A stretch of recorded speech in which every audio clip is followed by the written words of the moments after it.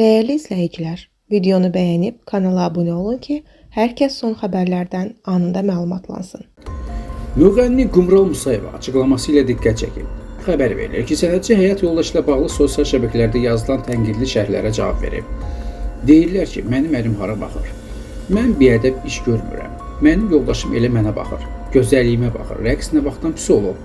Elədirsə, niyə rəqqasələrimiz var? Toyda rəqs olunmasın. Mənə deyirlər ki, rəqs edib performans göstərib ifa edirsən. Səhnədə hərəkətsiz, quru-quru oxumağın maraqsız olduğunu deyirlər. Həzm edə bilmədikləri, qurdları içinə vurduqları üçün şərhlərdə pis şeylər yazırlar. Baxırlar ki, hər şeyi bacara bilirəm, makyajı da özüm edirəm. Çox vaxt salonlarda olunanı bəyənmirəm.